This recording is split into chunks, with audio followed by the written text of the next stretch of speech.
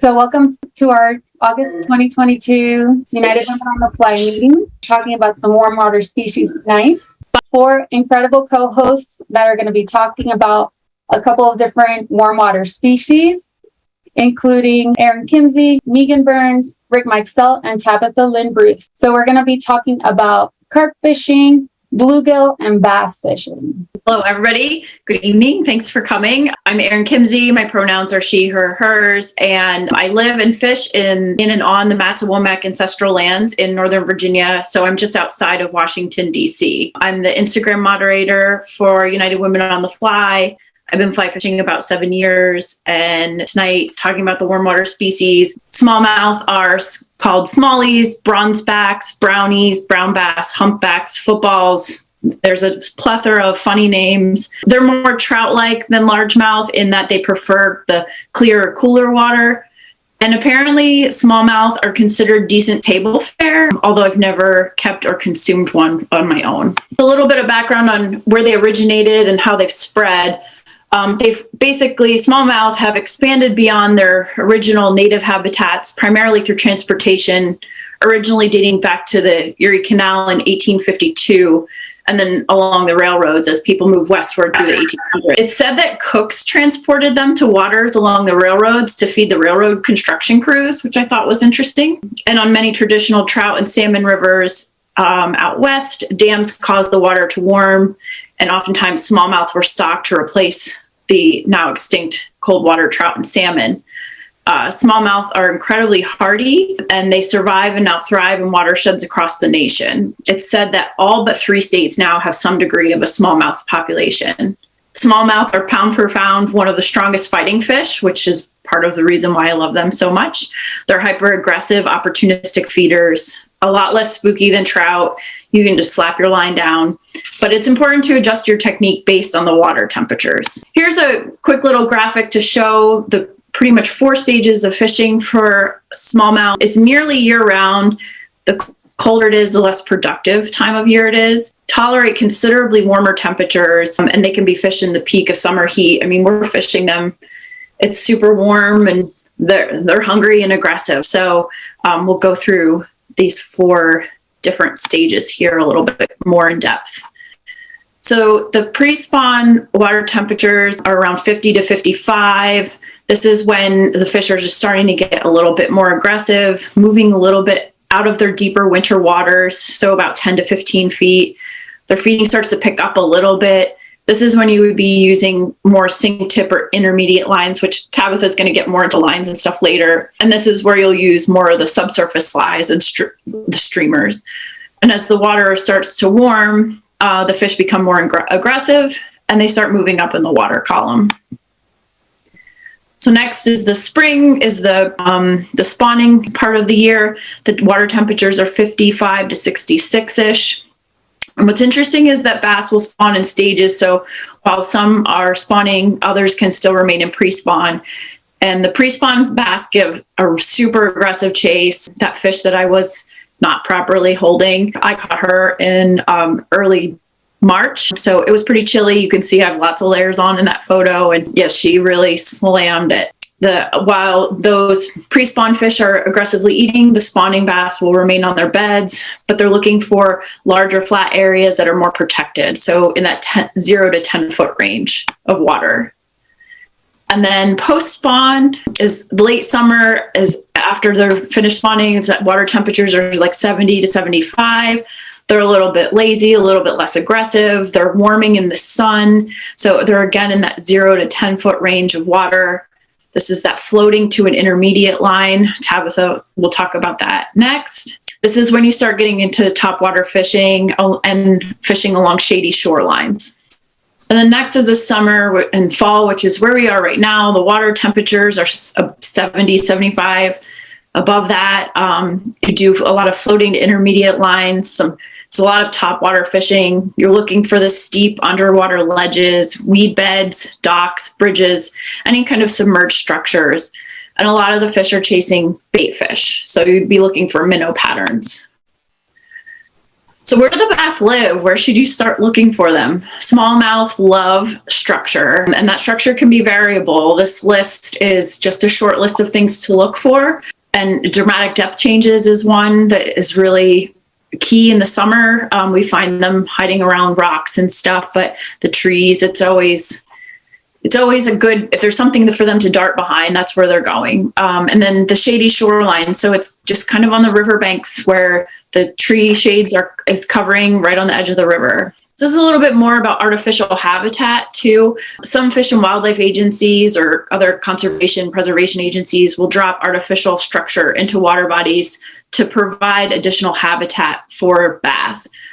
This can include a wide variety of natural and artificial materials, which include anything from like discarded Christmas trees, logs, log structures, pallets, and a variety of plastic and recycled materials. So you can see a couple different examples of different things that people have used for structure. And I mean, people will use anything. So it's a really interesting way to provide some more cover for bass. When choosing a fly, these are the things that you should consider. Shiny, sparkly for attraction, brightly colored for stained and murky waters, flies with movement, rubber legs, articulation, the noise that it'll make when it hits the water, any rattle, any kind of way that it will move through the water. And then how does the fly move through the water? Does it swim side to side? Does it bob up and down along the surface? Does it slide through the water or push through the water? These are all things to consider. So here are a few different flies we'll just go through some of my favorites. So A is labeled the Game Changer. I have one here. A Murdich minnow. There's a little one. There's bigger ones too. Jake Villax roamer. I don't have one of those right now. The Clouser minnow. I don't have one here. I've got a Crelex here. I've got a whole slew of woolly buggers. And here is a wiggle minnow, like you see in G as well. And these are all more wet flies. The streamers, they're further down in the column. And then Chuck Kraft, I know lots of people know his name. He developed a plethora of fly patterns used across the Mid-Atlantic region. The most expensive fly I have in my box is one of his. I don't think it's ever been in the water. They use nail polish to paint the underbelly of it. And they can change out the legs on that. Fishing Guru tied me this imitation boga bug. Got the critter mites. They come in a variety of sizes and colors. Here's a brown clawdad of Chuck Kraft's and a CK baitfish, which the yellow is depicted, but they usually are just the chartreuse and white. Moving into topwater flies, frog patterns are definitely hot in the summer. A lot of times the smallmouth will just slam them as soon as they hit the water. With a frog, you want to make small abrupt strips because that's going to give your fly more action. So the important features on a frog fly are the legs and the movement. I have the first fly that's pictured. I have one here. It has a rattle in it. It's got rubber legs. It's got the hackles. It's got some legs in the back, but it does have a rattle to it. And that second fly is the Umpqua frog fly with the weed guard. And these are its legs here in the back, but also it's got rubber legs on it too. You'll be using these in the grassy areas. So the weed guards are kind of important when using frog flies. For the terrestrials, dragonflies and damselflies are really, really abundant in the summer. So here's a couple that I have in my fly box, just from a very small profile to a bigger bluish green. And then poppers. These are pretty much my favorite. They're not an imitation of real food, but they create this irresistible disturbance and movement between the rubber legs and the trailing hackle that looks like an injured animal or land or water animal. There's a bunch of different ones. So the flat-faced flies I've got pictured at the top is also like this one here. And they all have rubber legs, or most of them do. There's the slant-faced fly. So the flat-faced fly is one of the quieter, more subtle poppers to use. It creates a more subtle vibration along the water surface. The slant head dives below the surface and then pops back up, like looking like an injured animal when you're fishing that. And then the bullet head or the slider has a much more rounded face. So this slides through the water and it pushes the water away. So it looks like a swimming mouse gliding across the surface, possibly. And then the convex or even a double barrel, this one's a double barrel, you'll see, are best in dark or low light conditions. They pop, and if you pop them and pause, or a chugging retrieve, but really, a lot of these flies, you just slap them down on the water and you chug it once, let it sit. And that sit is the most critical point. And then you chug it again. And then for whatever reason, the bass just cannot resist it. So again, here's my best fish to date, but Tabbitha's up next to talk about lines with these flies. And that's what I got. Thanks for joining us. I'll hand it over to Priscilla. And then up next, we have Tabbitha Lynn Bruce. We're going to ask her to introduce herself. I'm Tabbitha Bruce. I'm from Southern Oregon, Ashland area. My ancestral lands, the Confederate tribes of the Silettes, the Cow Creek Umpqua tribe, the Confederated tribes of the Grand Road, Talawa Dene, and the Takelma tribes. We're all, pronouns are she, her, and hers. And I'm going to talk about lines, a little bit of flies, but mostly fishing from a boat, some other things. So choosing a line. So when you're bass fishing, because they are such a warm water species, and you usually are fishing them more in the summer, the spring, not usually in the dead of winter, your line can really matter. The saltwater lines, they're built different. They have a different core in them. They have a monofilament core. So imagine if you have like a piece of plastic, because that's essentially what mono is, and it's sitting in the sun all day, it's going to get bendy. Whereas if it's sitting in the cold, it's going to stay really stiff. Where I am in Southern Oregon, I wouldn't really use a saltwater line just because the water temperature is never really over 70. Usually we don't have days that are super hot either. So I tend to use just a regular cold water floating line, or a sinking line if that's where I'm going with, but we'll get more into that later. Places where Erin is, or where it's a little warmer, if you're using a cold water line and it's sitting in the sun, or you're casting into warm waters, it's going to get really sticky. And when you go to cast it, it's going to get caught up in your guides.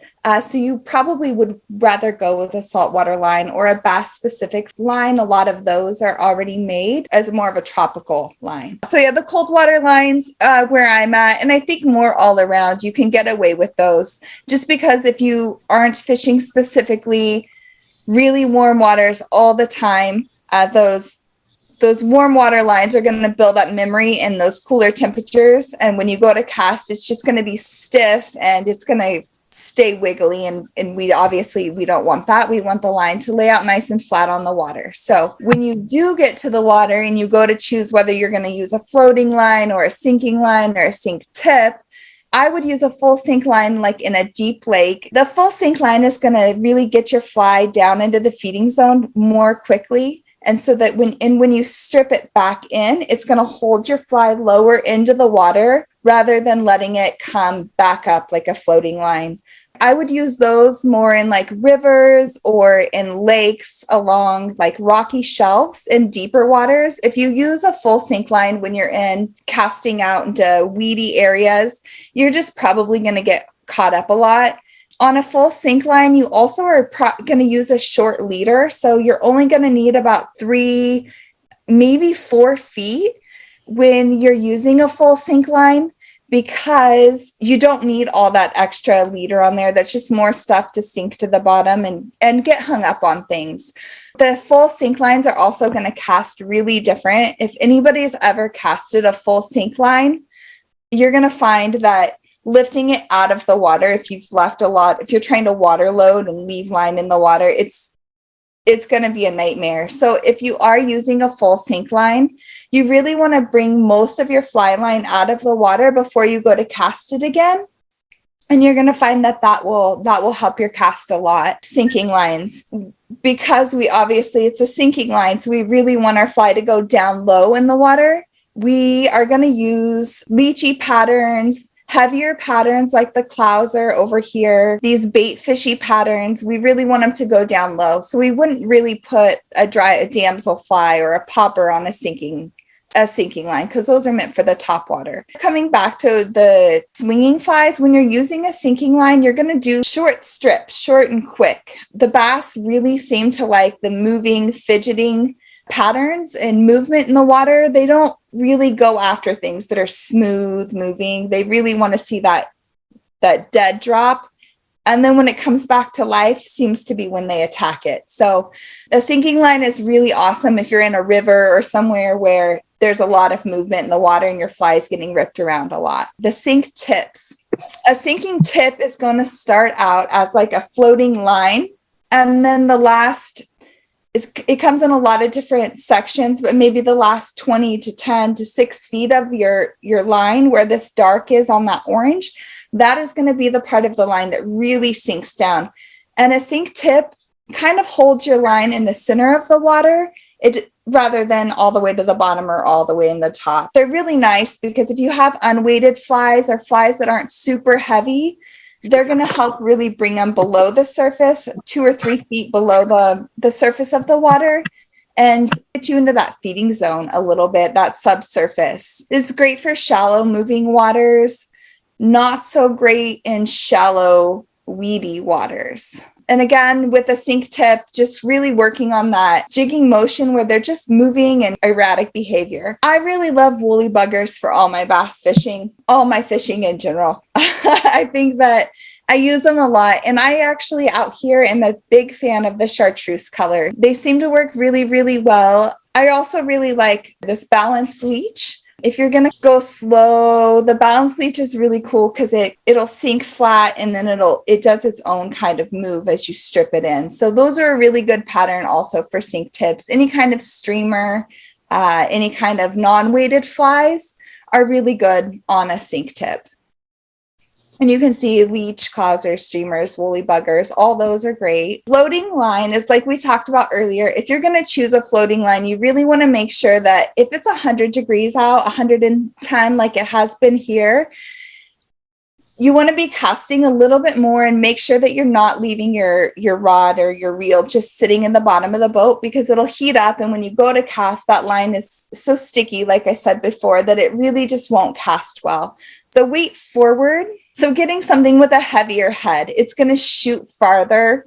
Imagine like catapulting, right? You want that heaviest spot at the edge and it's going to really shoot out there. And it's going to be more accurate with the larger flies that we tend to use in bass fishing. A floating line is great because you don't have to use just floating lines on it. You can also use your sinking flies like those woolly buggers, those leech patterns. You may need to use a longer leader or a shorter leader depending, but they're really great when you're fishing them in weedy areas. And that tends to be a lot when we fish for bass. When you're on lakes, moving water, looking for those moving fish, looking for fish that are rising on the surface and casting towards those, that's really what we choose a floating line for. To be honest, I use my floating line more than I use a sinking line. I tend to use a sinking line only when I'm in the rivers. The bass seem to stay more at the surface in Oregon because we're not hot here all the time. We're usually a little cooler and our waters almost never reach 70 degrees. So it's just, for me, that tends to be how we fish here. What flies we are using on a floating line, we are going to use a lot more poppers. And like Erin was saying earlier, they're super fun. And who doesn't love being able to see the fish grab the fly, right? I think a lot of us live for that. So using those poppers and just getting those strips short and kind of jerky and just letting it hang out for a second. We recently, one of our club things, we tied this gurgler fly, which is the fly you see at the bottom of the screen here. And I took it out and fished it, and it's super fun. It's really loud and really messy on the water, and they really love that. So that was like my favorite fly, I think, now on a floating line.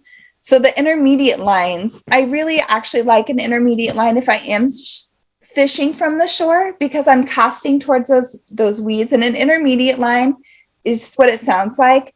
You're in between a floating line and a sinking line. Intermediate line is rated that when it sinks at a depth of 1 to 3 inches per second, whereas a sink line, you're usually going for a little faster of a sink. And then obviously a floating line, we hope those stay on top of the water. The intermediate line is really great when you're fishing, especially I feel like from the shores for me, because you're casting more into those shallow waters and into those weedy areas. As you're bringing it in, it's not riding it right on the surface. It kind of keeps it down a few feet, and you can really, on those little bit warmer days when the bass maybe don't want to be right on the surface, it really is just a great way to target them when they're in that kind of subsurface zone. Thinking flies as well. I didn't talk about those, but you're basically going to use the same woolly buggers, the leeches, everything that you're using on those sink lines and sink tips. Definitely probably not, you're not using poppers and stuff like that with an intermediate line.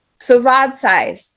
When I fish for bass, a lot of the time it's a numbers game, right? So I'm not probably catching like world record bass where I am. 4-weight rod can be super fun because you're catching so many bass, but they're just, 7 inches, 8 inches, just these little like 1-pounders. And on a 4-weight rod on such an aggressive fish, that's probably my favorite.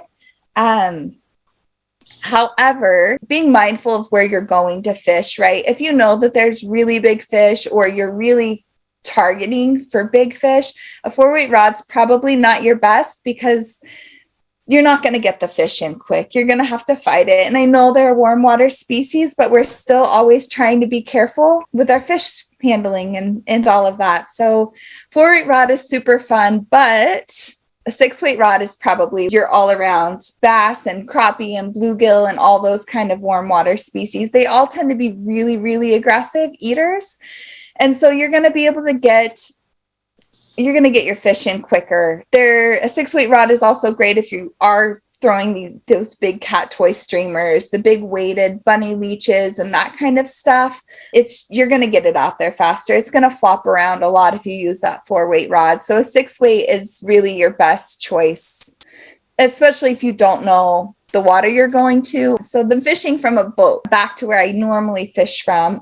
This picture is that little fish is a crappie, actually. We always are fishing for bass, but I tend to catch more crappie than I do bass. From a boat, fishing structure while you're on the move can be pretty difficult. Throwing an anchor when you're on a lake or on a river it can just be really tough because you are looking for that structure and we don't want our anchors to be caught in the rocks. So you're kind of fishing them on the move, throwing out that sink line and just kind of jerking it along, fishing those rocky shores, channels, all of that. And just, again, really using a heavier line when you're in a boat, just because you are usually in deeper waters. I really like to, if it's super windy, and it tends to be where I'm fishing a lot, leave my anchor up out of the water and just kind of let the wind drift the boat. And the bass really seem to like that natural movement. Again, coming back to that, that's kind of the best way I found to fish for them, is just drifting and getting that natural troll. And then, of course, if you are able to anchor, casting towards any movement in the water, any kind of structure that there is, maybe some bushes, that weeds, that kind of stuff, and casting towards that. Those are the best ways I've found to fish from a boat. If you are using a dry fly and it's a super windy day, you can if you're in a boat, you can cast out there and let the wind kind of take your fly and move it around on the water. Fishing from shore. So again, coming back to that intermediate line, we're not usually fishing big, heavy flies for this. We're usually fishing, again, for me, woolly buggers, or staying on that top water with the poppers, the gurglers, if you will, looking for structure like logs and rocks and weeds and all of that. It's a little bit slower retrieve. To me, it seems like, of course, everything that we say, you might go out and find that it's a complete opposite for you. That slower retrieve, letting the fly settle, you're typically closer to the shore. You are closer to the shore. And so just creating that movement of a little bug or a little animal that's out on the water that's dying is kind of what they like to eat. And then fishing earlier in the day and then later in the day. For me around here, I found the evening bite seems to be the best. They don't really come out as much in the middle of the day. Tippets and leader, because bass are so aggressive, we really want to use those bigger tippets, that bigger mono. So really starting out when you tie on your leader, if you're going to do something tapered, starting out something like 15 pounds. And if you are using a bigger leader and you're throwing those big flies, you're not going to break off when you cast or when you go to retrieve or when you whack a weed behind you. You're going to be able to yank it out a lot easier because you're probably going to whack into a lot of weeds. Fishing for bass, they're not like trout. They're not shy about or spooked or any of that easy. You usually can watch them feed and watch them come up and throw anything at them, and they're not going to like shy away or run back away. They're going to stay there and hang out for you for a while. So don't be afraid to use those really thick leaders. Well, thank you, Tabbitha. I'm Megan Berns, and I am the co-founder of Fly Girls of the Midwest, along with Evelyn Adams, and I'm president currently of Northern Illinois Fly Tires, and I'm here to talk about fishing for bluegill on the fly. Urban fishing, you can do it anywhere there's a pond, even in your own backyard. This is typical of the type of ponds that I fish. As you can see, the houses in the background and the lily pads. And this is kind of the environment that you're going to be in. It's basically shore fishing. It's a lot of what I do. The good thing about this, and this is the point that, nobody's really talked about that I want to really hit home, is that bluegill fishing during the summer is super fun. And not only that, but it keeps your casting in shape for those trips to, like when you go out to Montana to go trout fishing, or when you want to go to the Driftless in Wisconsin. These once a year trips, this you can do in your own backyard every evening after work or before work if you like. Now, you have to be careful. There's some tall weeds that normally are around these ponds, so you have to be careful with how you have to fish. You have to really watch your back cast to make sure that your fly line doesn't snag in these trees behind you. The other thing is that I wanted to talk a little bit about safety. You really want to be using a hat that's got some sort of a brim, so that way if you have any slack in your line or coming forward with your back cast, you don't hook your ear by mistake. Or, especially fishing in this type of brush, if your fly line gets snagged on any of these weeds, it can do bad things to you. So, and you want to make sure that you have glasses on it, polarized glasses on as well during this. This is an example of a micro popper. Now, these are available in all kinds of colors. They come in yellow with red spots. They come in all white. All white is my favorite. The bluegill seem to really like the all white. And this is a size 18, so it's really small. I should have put a dime next to it to show you how big it is. I'm going to tie this on with a open loop knot. It gives a little more action in the water.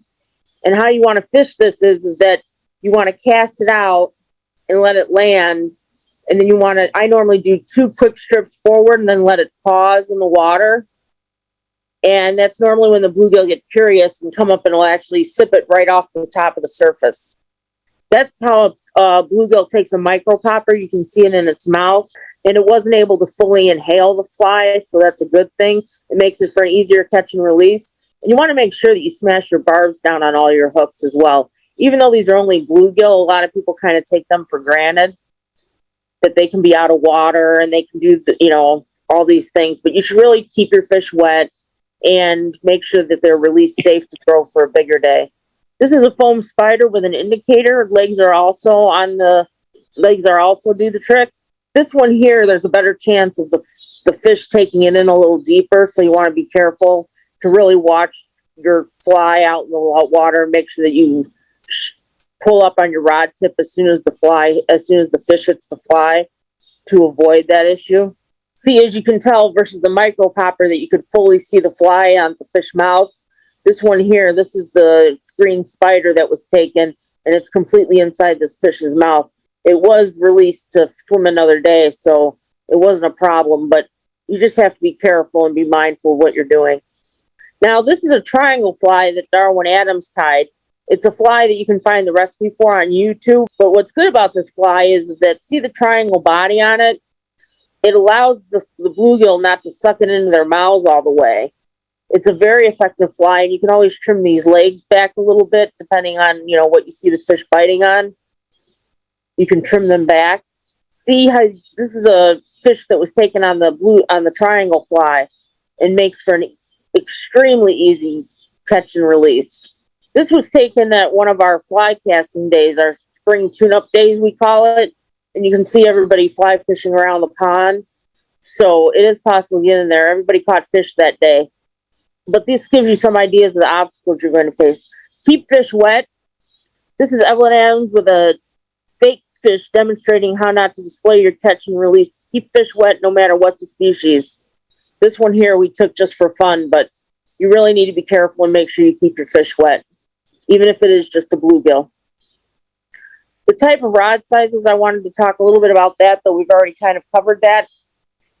You do need to be mindful of what kind of fish are in the ponds that you're going to be fishing, because a lot of the ponds not only have bluegill, but they also have bass, as was mentioned before.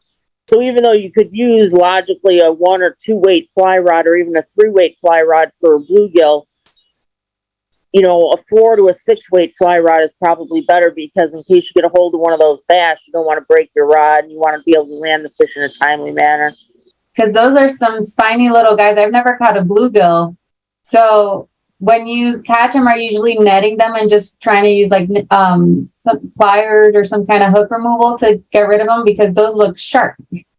They're very sharp. What you do is you use your hand and you stroke the top dorsal fin down, and you hold them that way to remove the hooks. And that'll avoid you from getting one of those barbs from their fin in your hand. Mm-hmm. Okay. You just kind of stroke them back to hold them gently. Like from like the front of the head back. Right. You stroke it back. That's how you hold them. Awesome. So we got a question from Bill. He hasn't seen a triangle fly before. How does it move in the water? It moves a little bit like a popper in the water. It's a surface fly. It's made out of foam and marabou for the tail with the spider legs. So it's a surface fly. And you would act the same way. You strip it a couple of times and let it pause, and strip it and pause, strip, pause. That's how you move it through the water, but it's very effective. Fly Girls of the Midwest and Nifty, Northern Illinois Fly Tires. How can they get more information on your group? All I have to do is check out our Facebook page. It's open to all women. We do different events in the Midwest, and we do a spring tune-up every year. We start with the basics, and then we run through the FFI bronze and gold medal awards and see if anybody can do that. All right. Well, Megan, thanks so much for being with us tonight. Appreciate it. Alrighty, thank you. Sorry, I got tripped up a little bit. I was nervous. Oh, you did great. Thank you. So my name is Rick Mikesell. I fish for carp a lot. I've been doing it for at least 20 years, and I'm lucky enough to be very close to the Denver South Platte. I fish and guide and teach on, and the Denver South Platte is traditional lands of the Southern Arapaho. And at one time there was Ute involvement as well, mostly Southern Arapaho, but it's essentially the reason for people to be in the Eastern Plains of Colorado. And it was long neglected, polluted, lots of trouble, as urban rivers saw throughout the 50s, 60s, and 70s. But since we've kind of come to our senses and realized that urban fisheries are important, we have taken really good care of it, and it's made an amazing rebound.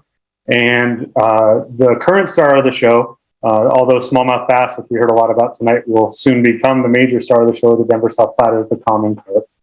And for a very long time, carp were thought of as a trash fish, or they're thought of as invasive. But if you travel to Europe, they're more popular than trout. They're more popular than bass.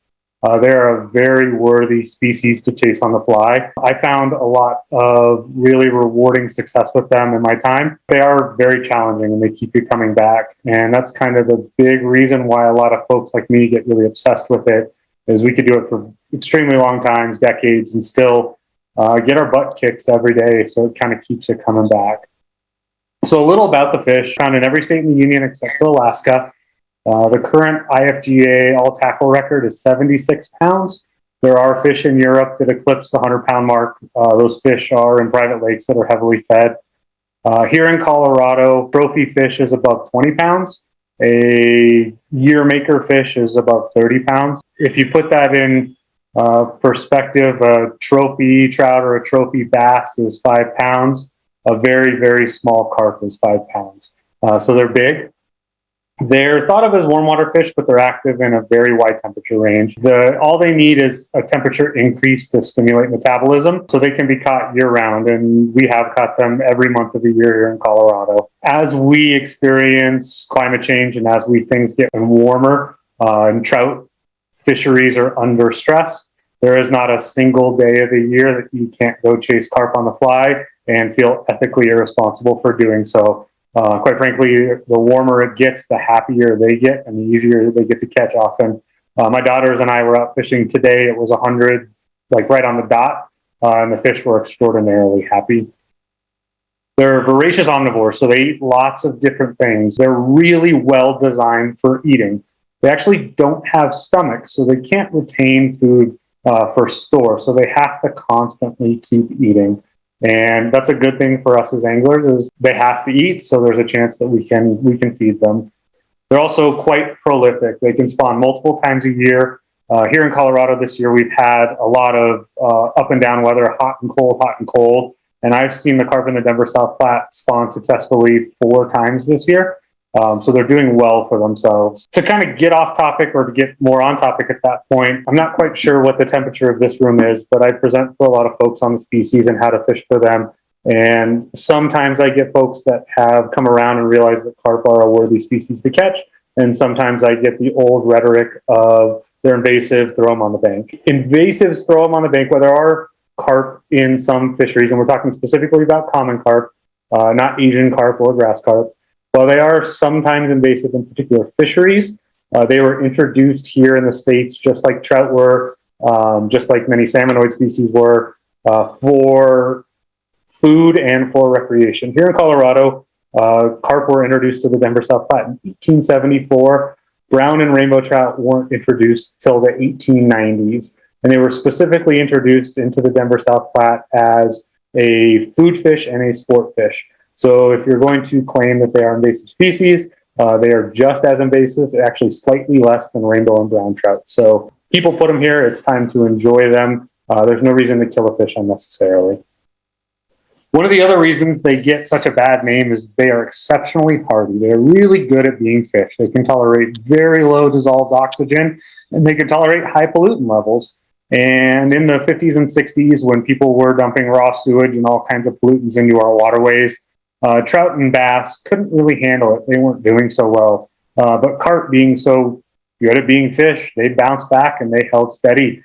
And a lot of biologists that weren't really doing the proper research claimed that these fish were out competing or they were taking away food sources for these species. And reality was they were just better at being fish, and they stuck around while some of the trout species or bass species disappeared. Now on to what makes them really tough to catch on the fly, and the reason a lot of us really like them.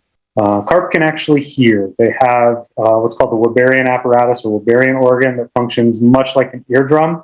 So when you're walking the banks and your boss calls you telling you have to come in early and your phone rings, they can physically hear you and they will spook.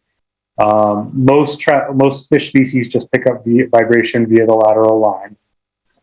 They have extraordinarily sensitive lateral line and barbel and olfactory system. And when we were kids and we had worms or corn on a hook and we caught carp very easily, it was because those carp essentially have a giant nose/mouth in the form of 2 barbels, one on the upper lip, one on the lower lip, a mouth lined with olfactory sensors all along the faceplate, where they could pick up the scent of that corn or those worms from hundreds of yards away. And we as fly anglers, we're using super glue and fur and chicken feathers tied to a hook. And it is equally as negative in our favor for that because they know right away that that's not real food. So we have to be very good at our presentation, make it look like food because their smell senses are going to tell them right away it's not good to eat. They also have color vision. So most fish species just see in shades of gray in the spectrum. Carp can actually see color much like we as people see color. And therefore, your fly tying will be judged on the highest level. The best part about carp, though, is they're large, abundant, and they're very hard to catch with a fly.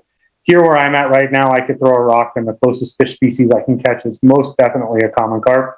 And in most parts of the country, that's the case as well. So for those of us that are really busy, I work a ton. I have 3 young children. I have a lot going on in life. I can sneak out an hour before work, stay an hour late after work and catch fish and really enjoy it. So what do you need to catch carp? They're big fish and they pull hard. So you need appropriate gear. So personally, I think a 6 or a 7 weight fly rod, 9 foot's kind of the magic length, is your best bet. If you have an 8-weight, it'll work just fine, although it's probably not as fun when they get really sporty. If you have a 5-weight, I don't want to discourage you from going out and trying it because it's really fun, but there is a chance you may break a rod. I broke a 6-weight today. You do need a large arbor reel with a good amount of backing. When you go to the fly shop and have the folks get you all set, most of the time it doesn't really matter. Trout and most bass species aren't going to take you into backing very often. I saw my backing 3 times today.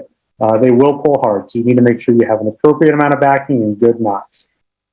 Wakeboard floating lines are going to be your best bet. Carp fishing is 100% sight fishing, so there's no need for a sinking line. You're never going to be blind casting for them. When we talk about presentation, you'll kind of learn why, but it's a very small feeding window. So every fish that we catch, we're seeing and we're watching eat. So floating line is always the way to go, but we did note that they can see color, so you want to keep that fly line muted. No bright orange lines, no bright green lines. They're not leader shy in any way, shape, or form, although they are bad presentation shy. We're fishing pretty heavy terminal tackle for them, 12 to 16 pound fluorocarbon leaders and tippet. Fluorocarbon is important for 2 reasons. One, it's very abrasion resistant, and most of these fish we're chasing are in very urban environments with sharp edges of rebar, big pieces of concrete, things that can cut leader. Fluorocarbon is just stronger in that way. And most of our fish are going to be eating off the bottom, off the substrate. So fluorocarbon sinks faster, and we need to get that fly down in the pocket very quickly. We noted that it's a sight fishing only game, so we need to have good quality polarized sunglasses. So we need to be able to see that fish. Copper or amber seem to be the most versatile lens colors for most light types. If you're in a lot of low light, if you're in a cloudy place like the Pacific Northwest, maybe a lighter color like a yellow or a pink. The dark blue or the dark gray lenses tend to not be very versatile, so I would probably stay away from those. We want a big landing net. Your little trout net is going to get blown out, and I say that from firsthand experience. I've blown out a lot of nets. We need big nets with big rubber bags to handle these fish safely. Of course, we need flies, but we don't need indicators, weights, any of that auxiliary stuff. It's pretty straightforward. My trout bag has 15, 16, 17 boxes, multiple stashes, a ton of tippet. My carp bag's about this big. It has 2 boxes, one for light flies, one for heavy flies, 2 spools, a tippet, and a pair of cutters, and that's really it.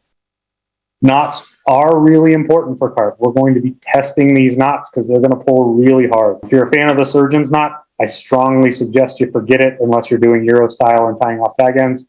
It's not a very strong knot. Leader to tippet is always a blood knot. And then to the fly, we want to use a loop knot if it's a straight eye fly, or a good old fashioned clinch knot if it's jig. As was noted in the earlier presentations, the loop knot gives a lot more action. And with carp, it's all about micro action when we present. So we want to add all the action that we're going to get without stripping it to the fly. If it's a jig fly, though, and tied on an up-eye hook, the loop will actually kill the action. So we'll just tie that with a good old-fashioned clinch knot. So we talk about seasonality. As of this month, I guess, personally, I've caught a fly, carp on the fly every consecutive month in the state of Colorado since 2006, I want to say. I think that's when I started doing it. You can catch them in the winter, you can catch them in the spring, you can catch them in the summer. Quite frankly, whenever you have a temperature shift or it's warm enough, they'll eat. Spring, summer, and fall are continually consistent with appropriate ambient temps, of course. If it gets really hot, I fish a lot in Arizona. Sometimes shade lines can be important as they will move into the shade to kind of regulate body temp. Calm days are ideal because it is sight fishing. So we can see the fish better when there's not a lot of wind. But that said, crummy days, rain fronts approaching, socked in rain weather, high clouds, those are probably the best catching days. The fish get stimulated by frontal activity. They feed aggressively as they know the weather's changing. They're also less spooky because they can't see overhead predators, but it's way harder for you to see them. So you really need to upgrade your game on those cloudy days. You can catch a bunch more fish. It's just a lot harder for you to catch them. Night fishing is entirely possible. I do it all the time. The only tricky part is you have to see them. So the headlamp game is a little difficult. If you shine a spotlight directly on them, they're going to spook. But if you allow them to swim naturally into the light, they definitely will eat. Quite frankly, I live in an urban area where there's lots of street lights and park lights and ambient lights from houses. All you need is a little bit of a light. Those scales will reflect them. You can see them really well at night. It's not easy to do, but it's a ton of fun. If you don't have the time, you can go after hours and get them in the dark. Winter carping is totally possible as well. Here in Colorado, we're spoiled. We have 50 and 60-degree days in January and February where that front's coming in and the wind picks up and warms everything up. And because they constantly need to be feeding, they don't have a stomach to retain food, it's just enough to stimulate their metabolism and they'll get on the feed. That picture on the bottom right is my daughter. I think this was either late February or early March. She's wearing a jacket. There's no leaves on the trees. It was cold, but it was just warm enough to get those fish stimulated and feeding. And you can catch a ton in the winter. So one thing to note that I didn't mention in an earlier slide is defense mechanisms for carp. So when they spook, they emit a stress pheromone that is a chemical trait that goes into the water and it puts down all the other fish that could pick up that chemical trait. So it's really important that when you present to a fish, you make sure you take your time, you do it right, and you pick the right fish. Because if you spook a fish, quite frankly, every other fish in that area is going to be spooked as well, and you're going to have to walk a ways to find more fish. So one of the biggest hurdles that I had to overcome when I started doing this was identifying happy fish. So we want fish that are actively feeding, fish that are going to be catchable. Because if we cast at a fish that's not actively feeding, a fish that's grumpy, they're going to emit that stress pheromone and put down all the other fish in our area, and we're going to spook them. So the easiest way to tell if a fish is actively feeding is that mouth is moving. You see that projectile mouth opening and closing. When they open their mouth, there's a distinct white line between the two sets of lips. You'll see that line appear and disappear. If that mouth is moving, that fish is in play. That's a fish that's ready to play the game. They need to be moving, but not in a defense. So if they're rocketing upstream, they're either spooked or they're trying to get somewhere, they're totally not going to eat. They're glued to the bottom of the substrate, or they're floating, not moving at all on the top. Those fish are regulating body temperature. They're not eating unless you see those mouths moving. Here in the summertime, we see a lot of fish that'll do that high float on tops of ponds. And those fish are just there trying to regulate body temperature, trying to get ready to go eat again. Probably not worth casting at them because they're going to spook and scare all the other fish. There's three main types of good, happy fish. Tailors are the best. Cloopers are probably the second best, and cruising fish are the third. And tailing fish are just like tailing redfish or tailing bonefish in the saltwater. They're face down, tail up, wagging in the sky. They're actively feeding. They're focused on feeding. Their eyes are monocular and they're downward facing. So they're focused on that substrate. So what's going on up here isn't super important. They still can spook. They have great movement detection at a periphery, but they're more focused on eating on the substrate. So if we're able to get a fly in their zone and they see it quickly, they're going to eat. The more skin that's out of the water, the better. So when you see them tailing, just like redfish, you'll see that tail pop up. Sometimes you'll see the whole back out. Sometimes you'll see them so shallow that just their eyeballs and mouth are underwater.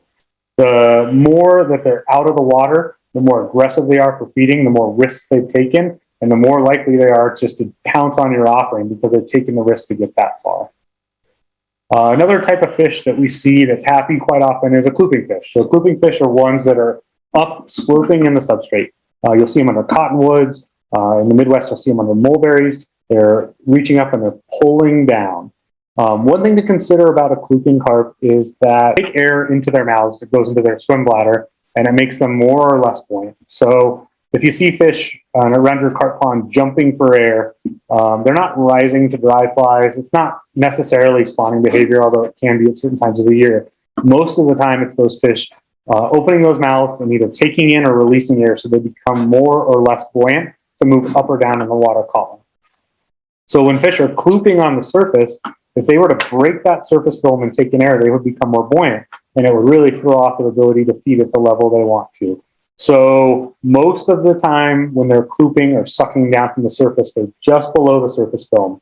So if you think of a plane of glass, we as the angler are on the top and the fish is below. They're just below that plane, sucking down, never breaking the plane to bring it in. There are, of course, exceptions to that.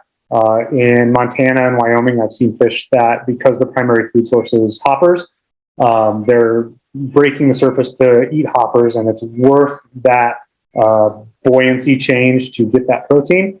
Or in the Midwest, we see with mulberries that they'll break the surface to take in mulberries. But most of the time, you want to think about having a fly that's just below the surface, so they're not going to take in air as they suck down. The last positive fish is a cruising fish, and it's one that's moving with purpose, but not with an alarm. Usually mid-water column, so it's not on the bottom, it's not cruising the top. They're normally stopping to eat. You'll see them pause, and you'll see that mouth moving, but you're always seeing the mouth moving. And the best example you see of the cruising fish are when dragonfly larvae are present in really weedy fisheries.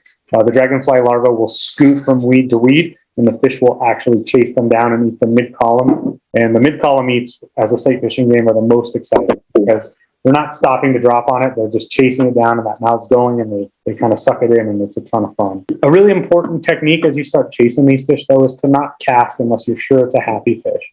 If you cast at a fleeing or spook fish, they're going to spook more and release more stress hormones and put down all the fish in the area, and you're going to have to walk way further to find more. And also not casting at stagnant fish that are sunning or glued to the bottom because they're cold. Because again, they're not going to eat. They could, but most of the time they're not going to eat, and you're likely going to spook them and emit stress pheromones. So as we talk about flies, they're voracious omnivores, so they eat lots of different things. So we don't have to get focused on matching the hatch. Even if we see an abundant hatch, it's very likely that they could care less. What we're focused on is making a fly look like food, making it look like something they've eaten, and making it a quick choice presentation, and making sure that they eat it quickly. So most common forage, is crayfish. Here in the Denver South Platte River, that's what they're eating most of the time. All of the crayfish patterns are tied headstand style, much like bonefish and permit flies, with feed chain or barbell eyes and an upward facing hook.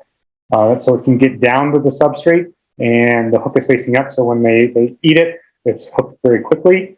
The way that a carp eats is they have very gummy projectile mouths, and the bottom lip extends from the top lip. It engulfs the food that they're eating, and it pulls it and sucks it back up. So we want to make sure that we have the ability to get them hooked as quick as possible. Dragonfly nymphs, like I noted, are great in middle of summer when weedy ponds and there's dragonfly nymphs available. Worms can be really good, and we're not talking our standard salmon worms. They need to be tied with the appropriate weight, with the hook riding up. So there's a number of worm patterns from Rainey's and all kinds of other fly companies where it's essentially barbell eyes, some type of red staz or fur, and then a leather or rubber or foam tail that just stands up and wiggles. Worms tend to be most productive on heavy flows or high color days.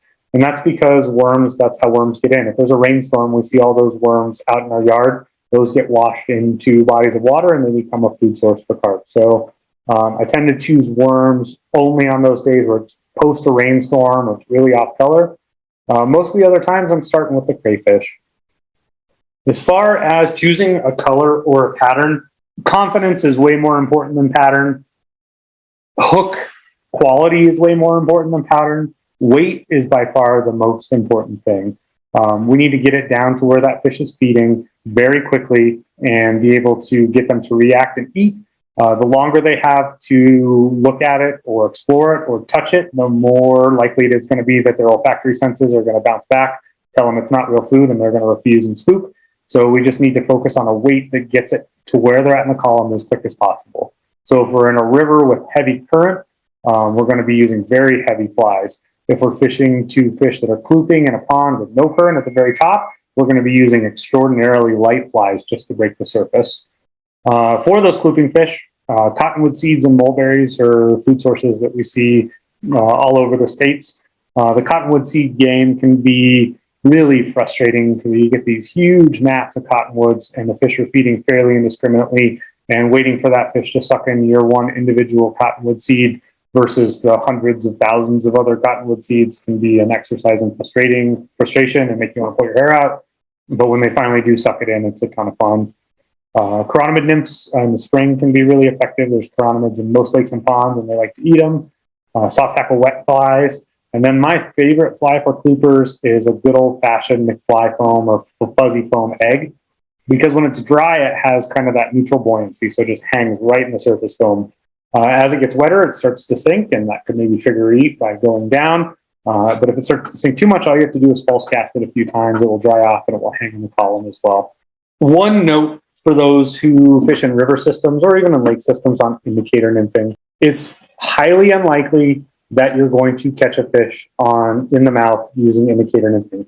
There are exceptions to this. The LA River is one place that I have seen fish because of the abundance of those small nymphs and the way that they key in on flies moving to them. But in most other places that I personally have fished and most folks I've talked to, prey never swims towards a predator. So it's highly unlikely that a fly is going to be moving towards a fishing current.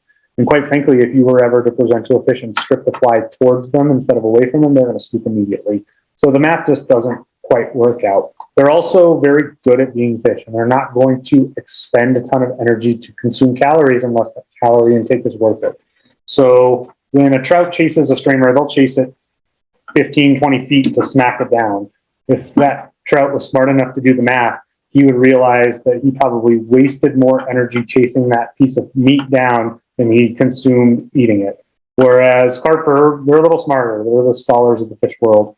They're not going to move more than, in most cases, 6 to 8 inches to eat a fly. It's a very small window they're willing to move to eat a fly. So they're not going to chase down a nymph. Furthermore, here in Denver, we have an angling culture that fishes the river and they're trout centric. And they put on heavy flies and they go into a river in the winter and big fish are stacked up in small water. And you drag those heavy flies through a big pot of heavy fish and you yank, you're going to hook something and it's not likely going to be a carp in the mouth. I'm a proponent of doing things well, and sight fishing for carp is the best way to do it. It's the most effective way to do it. If you learn how to do it right, you'll catch way more fish than you ever would indicator fishing. And it's very likely you're going to foul hook a ton of fish indicator fishing, which just isn't great. Presentation is by far the most important part rather. And I have a couple slides following this with QR codes that we've made videos on. So I'll leave them up for just a minute if you want to scan them with your phone or take a screenshot and follow those QR codes. The videos can go way more into depth than I can in this quick seminar. Presentation is really tricky and it's really important. We know that they can smell really well, and our flies are made out of things that don't smell like carp food. We know that they can see really well. We know that they can hear really well. We know that they're not willing to expend energy to chase down calories. It sounds kind of like a fool's errand, but in reality, you just have to have a special set of techniques to get them to eat. And we use a technique called the drag and drop. And the drag and drop is a way to cast a heavy fly, get it very close to the fish and get them to eat. So if you imagine an 8-inch dinner plate in front of the fish's mouth, very small, that's all you can count on that fish being willing to move to eat the fly. So using high vantage points, so it's less likely for them to see you, avoiding loud colored clothing, even going so far as wearing camo. You saw Priscilla's picture of her carp stand fish. We were both fully decked out in camo. I try to wear camo every time I go fishing, just reduces the chance of them seeing me. Getting as close as possible via quiet stalking, being able to reduce casting by getting close to the fish and just gently setting it out there, or a quick pendulum cast, or getting better at casting or reducing false casting, because they will see your overhead casts, your false casts, and spook. And all those emphasize techniques. on the stalking too, because I've walked up to fish and by the time I get down to the water, because I sometimes get sloppy or just trip myself for no reason. And by the time you get to the water to where you had seen the fish, there's just a cloud of mud.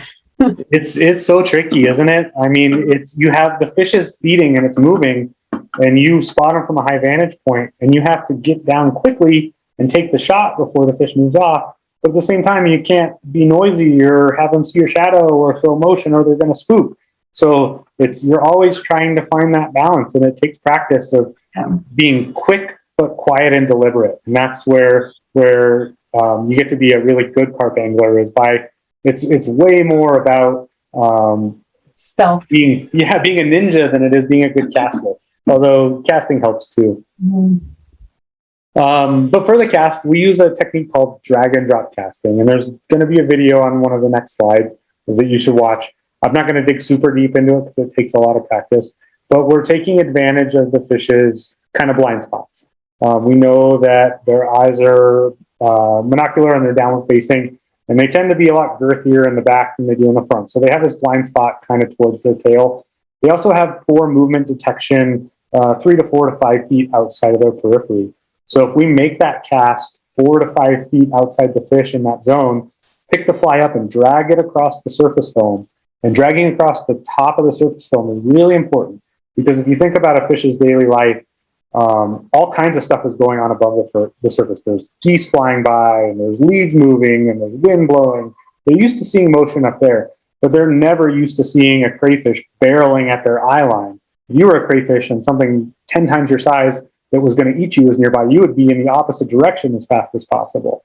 So you cast past the fish, you pick your fly up and you drag it across the surface film, and then right when you're just above the fish in that spinner plate, you release your tension, the fly slowly and gently drops down, or if you're in a river, it's quickly, but it's still smooth and delicate, hits that substrate, and in most cases, at that time, the fish sees it and either eats or spooks right then and there.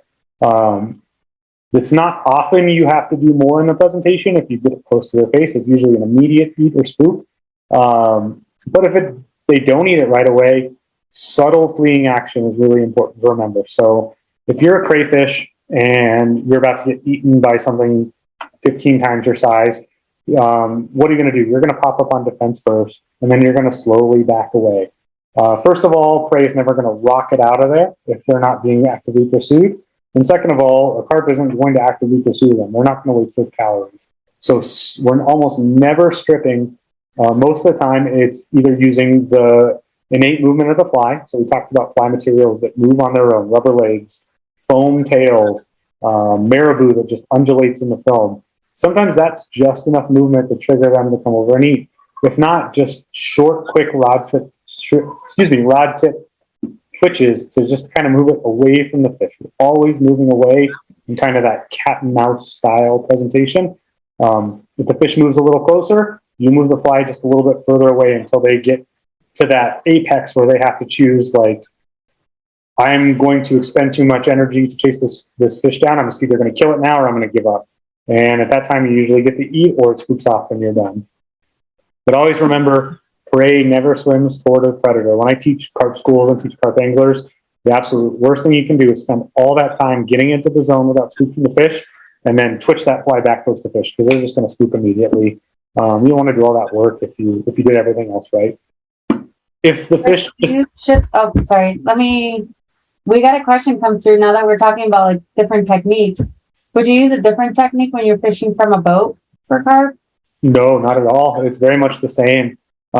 Fishing from a boat for carp is awesome because the boat is a moving high vantage point. So I've done it from friends' flat skiffs. I have a little John boat that I rigged my Yeti to turn into a poling platform and a casting platform.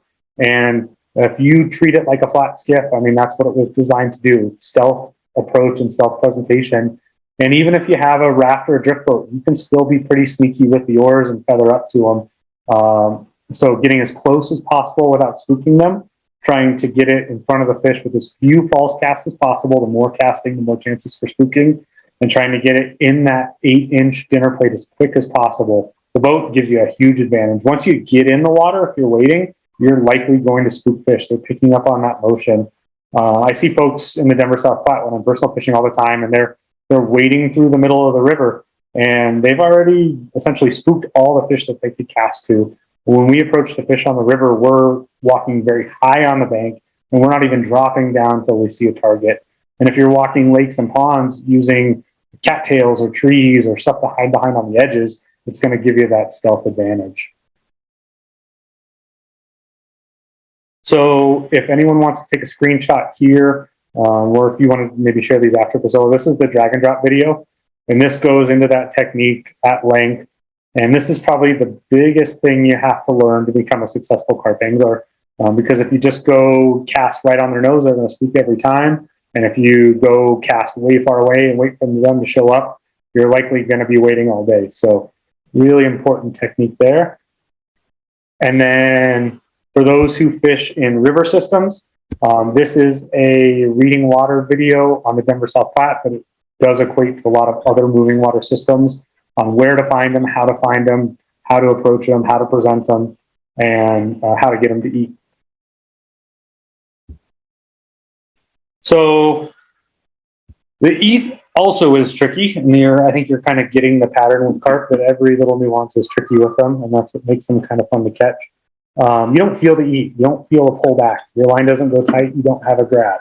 They have that projectile mouth that's lined with olfactory sensors. So when they drop their lips hit the fly, and they immediately know it's not real food, and they retract and they scoop. So you need to see that eat. You need to see the white of their mouth drop over your fly. And as soon as you see the white of their mouth drop over their fly, you need to hammer that hook home. Hook sets are kind of determined by location. When I first started doing videos for carp, everyone treated them like bonefish. And they said, oh, you have to strip set them. You have to strip set them. And if you are less than a rod's length away from the carp and you want to strip set and you only have your leader out, the time it takes you to drop your fly rod, come tight with the line and strip set, the fish has already spit the fly out twice.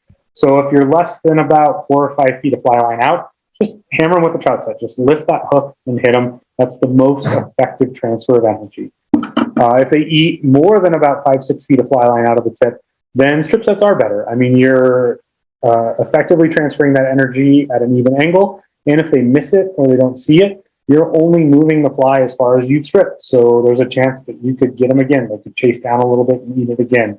If you were to trout set at 20 feet, that whole length of your line coming off the water and your fly rod is how far that fly is moving. So once you miss the eat, that fish is gone. There's no chance. So hook, trout set under 4 or 5 feet of fly line out of the tip, strip set everything else. It is entirely possible for you to catch fish in murky water if you can't see the mouth. You do have to be able to see the fish, specifically the tail, but you can totally tell by the body language if they ate. If you see a fish and you're just watching that tail flutter and you drop your fly in there, the fish moves to it, stops, comes level, and the tail wiggles in an S-bend, set the hook. 9 times out of 10, that fish is eaten. The other 1 time they missed it, you almost never foul hook them in that scenario. It's a really distinct motion. On that second video, there is a section where you can see that tail reaction when the fish eats. Once you see it a couple times, it takes some practice, but you'll be able to know every single time.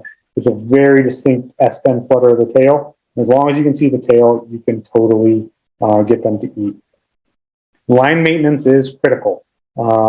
This fish is going to likely take you into backing. And if your line is wrapped around your toe because you're wearing flip-flops, or it's wrapped around a piece of bridge piling, or it's wrapped around a tree, that fish is going to run. And I don't care how heavy of tackle or how good your knots are, it's going to eventually break sometime. And you're going to break the hook. So the good thing about carp is they have very gummy mouths.